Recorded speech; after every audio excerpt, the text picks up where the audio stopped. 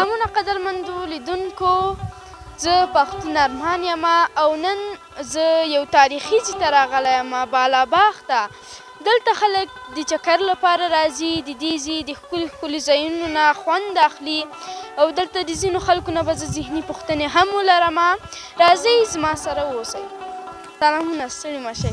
ښې صحت مو ښه ده. غواړم چې ستاسو په منځ کې د یو کس نه پوښتنې وکړم. غواړم ستا نه پوښتنه وکړم. دا جواب نشي درکولی. زما په مکتب کې لا ولاکه دی د خیر ورځ لیدلې وه، خیر اوس به ستا وګورو چې ته څنګه پوښتنه کوې. نه، همکاري نشته. همکاري نشته، صحیح دی. هغه کوم میلمه ده چې بې بلنې راځي؟ هغه کوم میلمه ده چې بې بلنې راځي؟ نو هغه خو خپلوان دي، خپلوان خپل قریبان. خپلوان تاسو ته خبر لکه چې نه درکوي چې مونږ کور ځو؟ یا ولاکې دروازه راکړ، یوه ته یې سات کړی، لس نور سر را روان.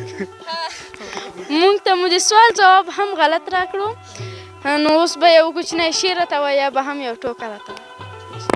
ټوکه به نه اوس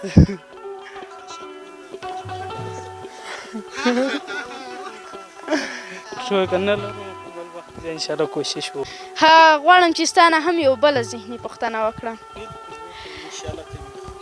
5 ګلونه دي، 2 په لمر کې، 3 په سپوږمۍ کې. څه شی؟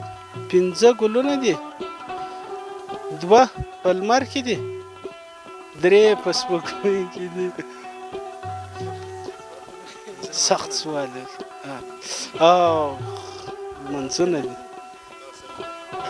دا زما په نظر نقل ده راغی، د کومې له خوا نه نقل و. نو خدای یار هغه جان زه دغه ته هم نه پرېښودم چې سوچ پر وکړم، هغه د ډایرکټ خدا بیا هم د علم یې کړی دی. نه مونږ خدای بس بې علمه غټ شوي، الله پاک دې مې پرده وکړي. اوس تاسو خو په نقل ځواب راکړ، نو مونږ ته به یا هم یو ټوکه وایو یا به شعر. بالکل انشاءالله مونږ به ده څه اوس سوال کوو، یا به ټوکه راته وایي یا به یو بل شعر راته وایي. دا چې دی زمونږ د افغانستان ډېر ښه زه ورته وایم. نه دی بیا کوي. نه، تاسو زما په خبره پوه نه شوئ. تاسو په نقل مونږ ته ځواب راکړ، نو اوس به یا راته څه وایم، اوس به زه ټوکه وایم.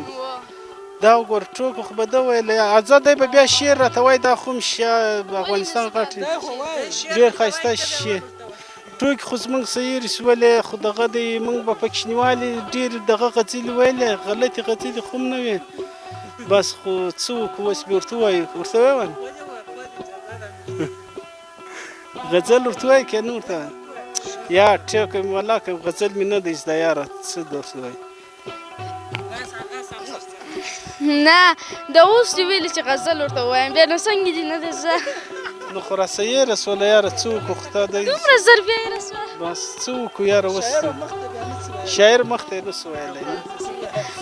لیدونکو، دوی مونږ ته د ذهني پوښتنې ځواب په نقل راته ځواب کړ او زمونږ شرط یې هم پوره نه کړ.